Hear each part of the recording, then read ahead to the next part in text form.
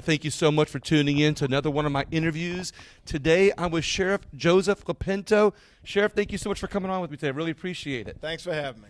Well, I'm usually not in favor of tax increases, but, when I talked to you and listened to you a couple weeks ago about something you're talking about, I think it can not only help our parish of Jefferson, but other parishes around our state, but also people who listen to my podcast on a national level. On a national level, I think other counties and states around our country could benefit from this. Well, let's face it, I'm not in favor of tax increases either, right? No, right. Nobody wants to pay new taxes, and I'm one of those included. Right. But the fact of it is I've got a job to do in Jefferson Parish as the sheriff. I mean, our taxes were set many years ago. Our property tax millage was actually set in 1974. That was before I was born. So wait, you mean the taxes for for sheriff have not been increased since 1974? So our millage has not been increased since 1974. The only rate increase we received was a 1/4-cent sales tax, which was passed in 1992. So the last rate increase for the Jefferson Parish Sheriff's Office was 30 years ago. As I say, most people, if you don't think sheriff's offices and policing has changed in 30 years, it certainly has, right? I mean, we're looking at us behind us, our crime lab building's right behind us, built 10 years ago. The technology that exists in that building didn't exist the last time that we had this conversation about raising taxes for the Jefferson Parish Sheriff's Office. And so our employees deserve more, and that's what it comes down to. I've got to compete with a global environment. I've got to compete with the private sector, and I've got to make sure that I give the men and women that work for the Sheriff's Office that are out there trying to make our community safe every day the tools that they need to be able to go home and support their families. And when you've got other jurisdictions very close to us that are paying $20,000, $30,000 more a year than what we're paying in Jefferson Parish, we've got to make up that difference. Well, you mean other officers can go to a parish close by and make that much more money? You can go to state police. A state policeman with 15 years of experience is making over $23,000 more than a policeman here in Jefferson Parish, right? And so they have options to be able to do so, and we have been able to really do a great job of keeping up with our technology over the last 20 years, right? Our technology is second to none in Jefferson Parish, but it comes with a cost. The technical positions that we have in place have the ability to go other places and make additional money, and we've got to keep up with that. We've got to be able to make that happen and make sure that they're not leaving for other jurisdictions. We've had a trickle effect. We're certainly short people. We're not destitute. Like the city of New Orleans, we're not in a position where we're at a panic phase by any means. But I can't let that trickle turn into a flow where we're in that same problem 10 years from now, 20 years from now, later on. I've got to be able to reverse that course, and I think this is a big part of it. Stop it now before it spreads here. But something that comes to my mind as you're talking about this is, we have so much problems in Orleans Parish, especially with what we heard about yesterday with the carjacking and the woman losing not only her arm but her life, and that's scary to think about how that could possibly come to Jefferson Parish just because it's right next door. I mean, we're only talking about a few blocks, so to speak. And an officer, might, if things get bad here, might say, well, I can make more money by going a few parishes away, so to speak, instead of staying here in Jefferson Parish and stopping it. But an increase like this could help keep good officers here. Is that what I'm hearing? It keeps them here. I mean, let's face it. If we're not paying them, they're going to move to a few parishes over to be able to afford housing. Right? Yeah. And so now they're living in St. Tammany, they're living in Tangipahoa, and they're working for Jefferson Parish. Well, if Tangipahoa and St. Tammany are paying the same as what they're making in Jefferson Parish, they're going to stay closer to home. I've got to be paying a little bit more to be able to keep them here. We certainly have crime in Jefferson Parish. Our crime rate is actually very low right now. We've had last year was the lowest that we've had in our history since 1972. So we've worked out well, but we're just a few individuals from kicking us up. Our carjackings, for example. I mean, we had a very low number of carjackings last year compared to the city. They had 400 and something. We had a total of 16. But we had made 8 arrests on those 16, right? But this year in January and February, I had 11. It's like, wait, crime's going out of control. Right. But 9 of them were within a 4-block area. It was one person. How close is that? How close is that area to is that Orleans Parish? It wasn't Orleans. The person was living here in Jefferson No, Parish. but I mean, how close was it to Orleans Parish? It was Cleary, between Cleary and West Napoleon. Yeah. But the issue is it's one person. He was living there. He'd wake up, and instead of calling an Uber, he would rob people for their vehicle, right? And so we had 9 in that area that we ended up catching him a few weeks ago. All the same person. Same person, and he was responsible for 92% of our carjackings in Jefferson Parish.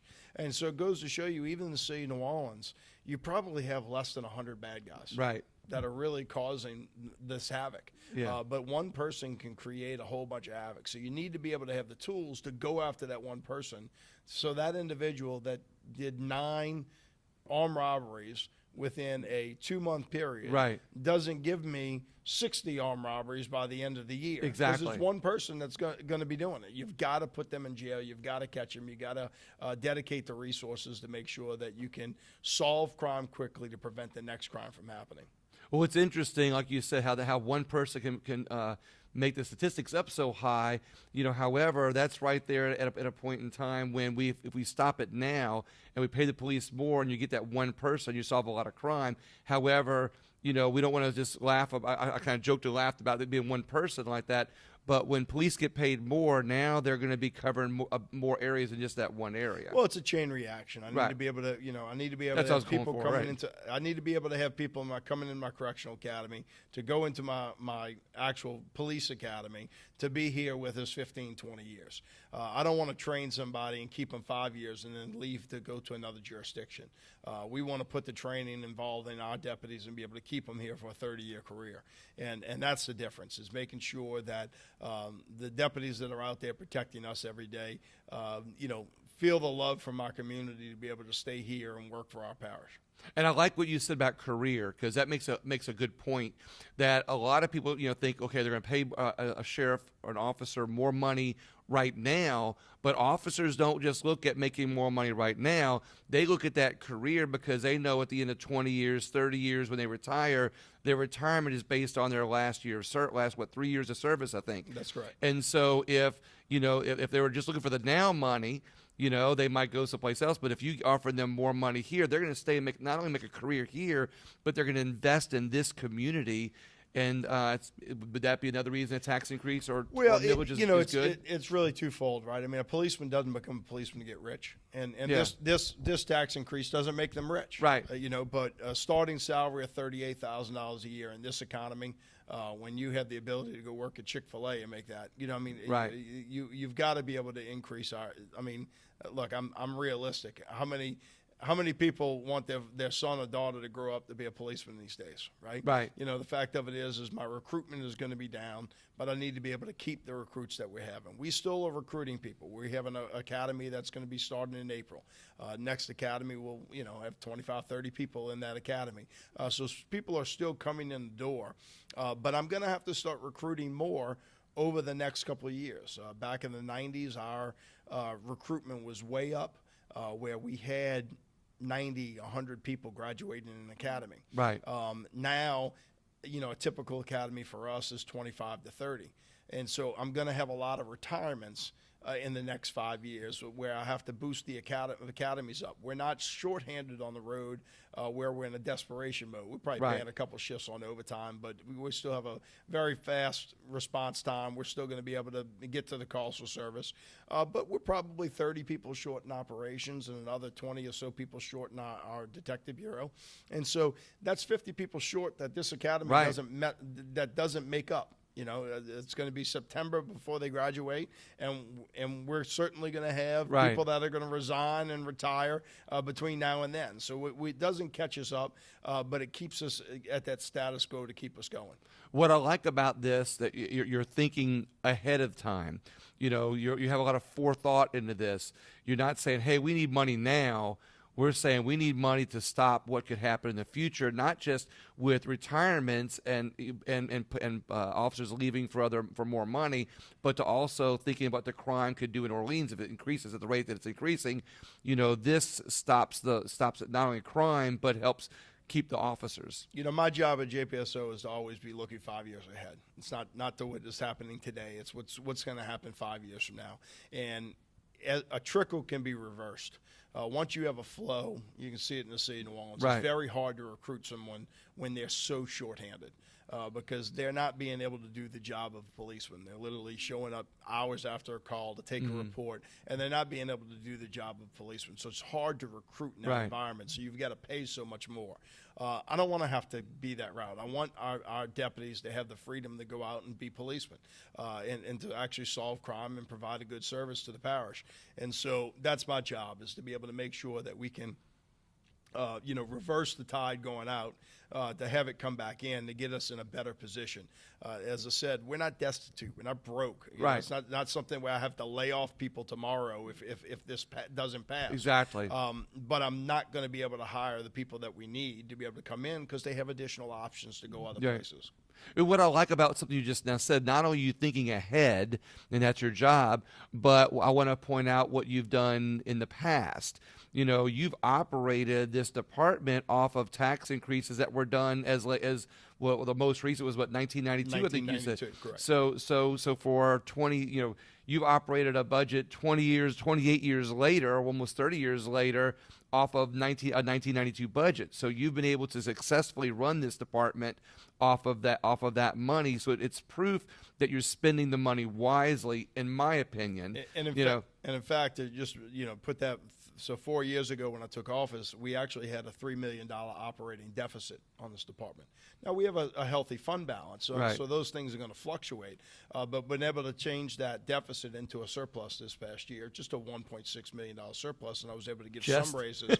Well, but I mean, you're talking about a $128 million budget. Well, no, I'm surprised with a $3 million deficit. You said to a $1.7 million surplus. Right. I mean, that's good management. Correct, and that's what I pride myself on. Right, Yeah. I'm not going to spend every dollar. I've got to be able to be here for the long term. I mean, when COVID hit, you had 2 months that we had zero tax revenue coming in the door.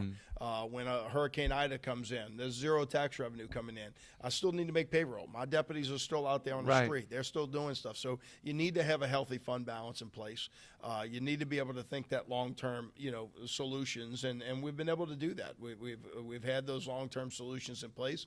This is not something that I take lightly by any means. I know it's an ask for the public to be able to do so, but my goal was to go around, as we saw each other, last week at the Civic Association, and educate the public. I don't think it's a hard sell.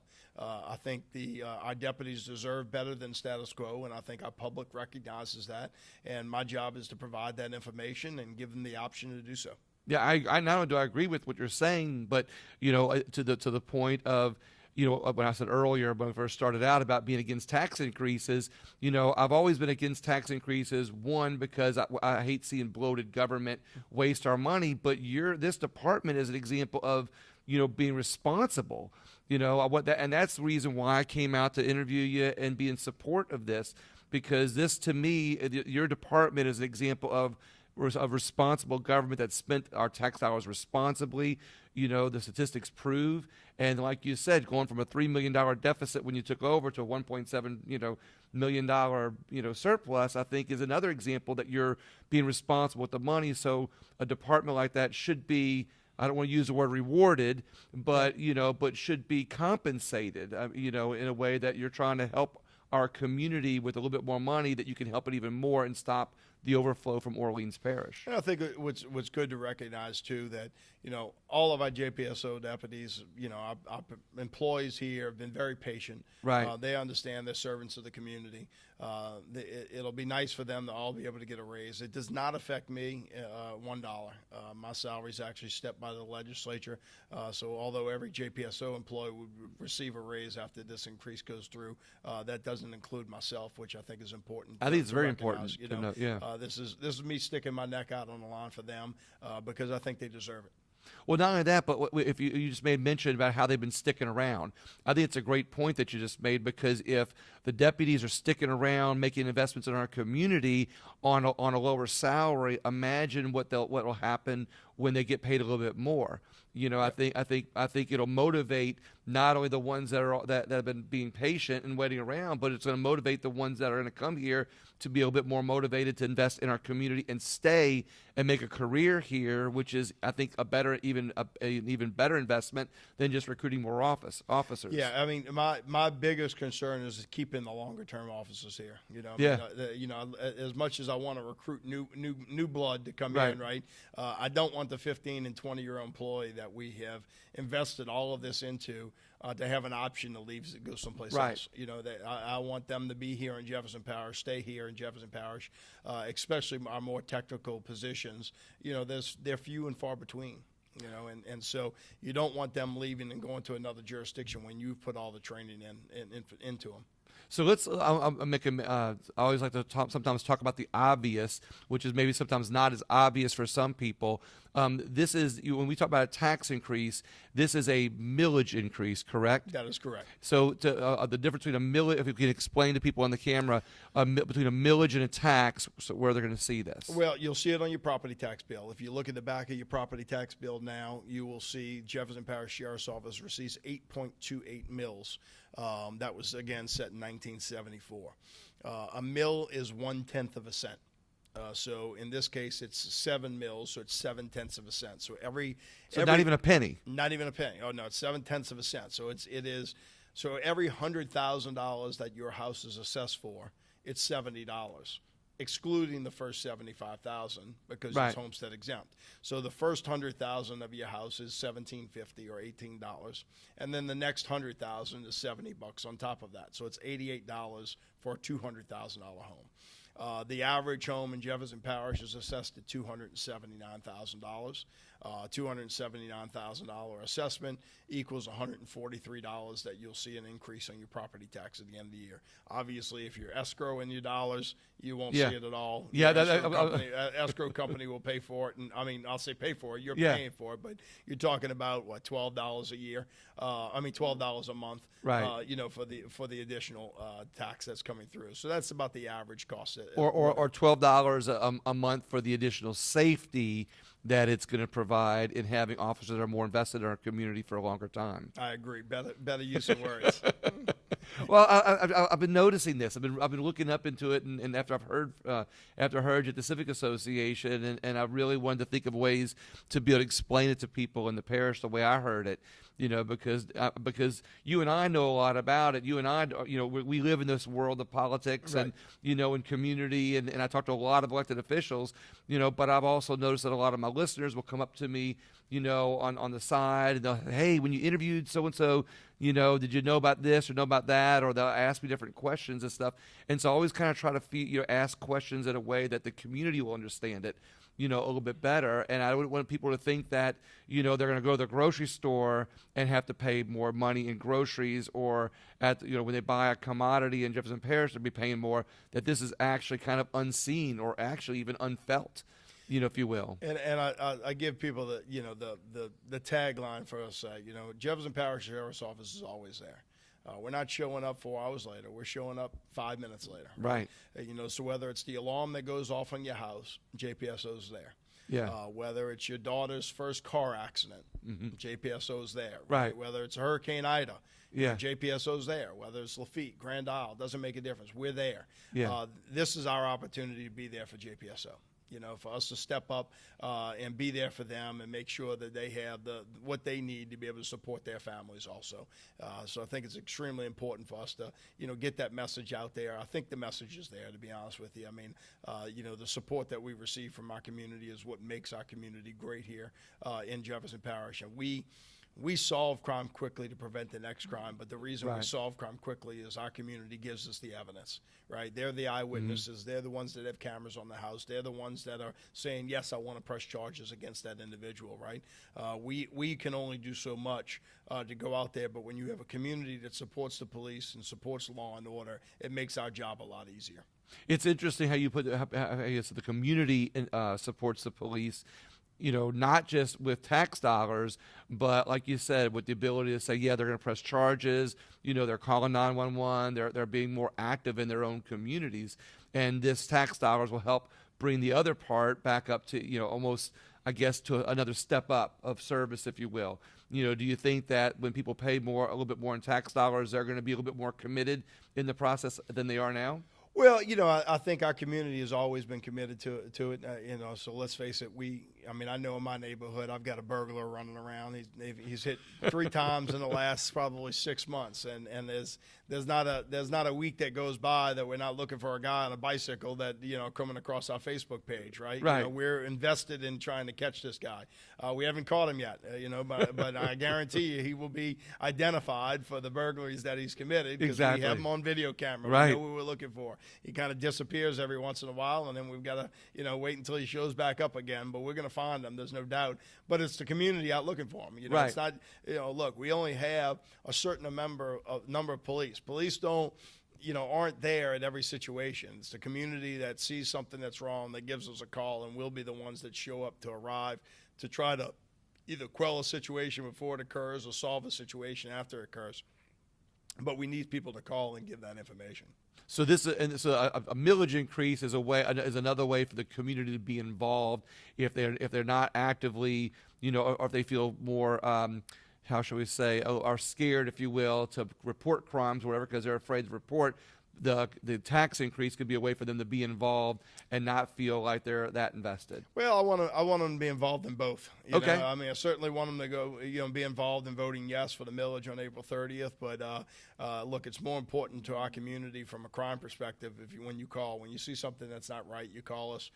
Gives us the ability to have a heads up. But press charges. The rest of the stuff. Look, it's hard for me to solve a shooting at 2 o'clock in the morning when the victim says, I don't know who shot me, I don't know what my name is, and I don't know where I was shot. Yeah. There's no way for the sheriff's office right. to be able to solve that crime, right? We may know who did it. Yeah. We may have video, but if I don't have a person that's a cooperating victim, there's no way that the sheriff's office can be held responsible or solve that crime because Exactly. I don't have anybody with me. It's unfortunate, but sometimes it's easier for us to solve a murder case because the murder victim doesn't have the ability to not press charges. Right. They may have been involved in it. They may not, and we have to sit there and take those facts into consideration that sometimes you have, I won't say willing victims, but cooperating victims right. that are a part of the problem also. And so having a community that fights back, that doesn't let these criminals continue to get away, gives us the opportunity to go out there and maybe arrest them on something else, but gets them out of the game for a period where it gives that community a little peace of mind for a period of time. I like the community involvement. I love that, Yeah. and I love how you're promoting that. So one last question for you as we wrap up here. What makes Jefferson Parish the best place to live? And, I think and it goes back to our community, right? We have a community that supports our way of life, right? Whether it is supporting millages for roadways and drainage and all the rest of this stuff, we support it in order to make sure we have a government that works properly, that tries to make sure we don't have potholes. Right. We have streets. One of the biggest complaints that I get all day long is speeding.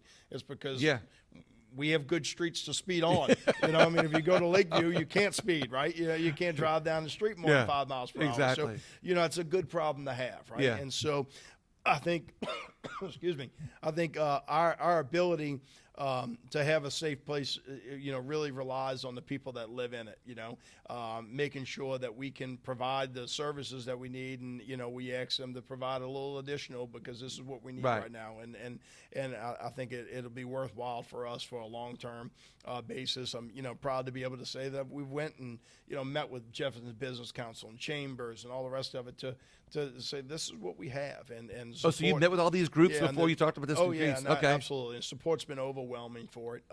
So I really believe it's going to pass without a problem. But I'd love to be able to have 90% instead of 50%. Right. Well, not only that, but you coming on here and talking about it, informs the public so they're not they're I don't want to say they're happily doing it, but when they go in that voting booth, they're confident about a vote for this tax, and they don't feel like they're doing it begrudgingly. Yeah, we're certainly trying to be as transparent as possible. With this, I've got nothing to hide here. Yeah. This is what we have. This is how much we spend, and they see it on the street.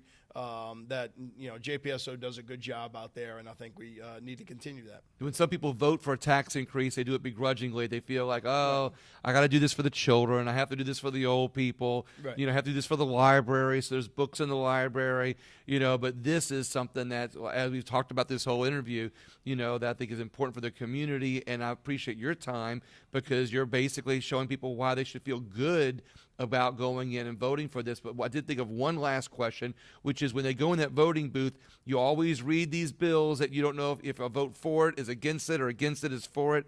You always read those bills that read the description, and sometimes you're confused.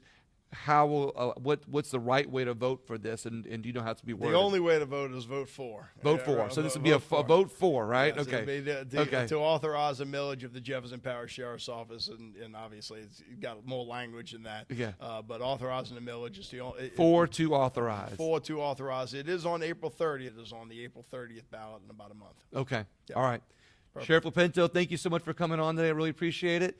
Everybody else, please share the video, share the interview. Let other people know how important that this is for the community and for to help keep our crime statistics lower. Thank you so much.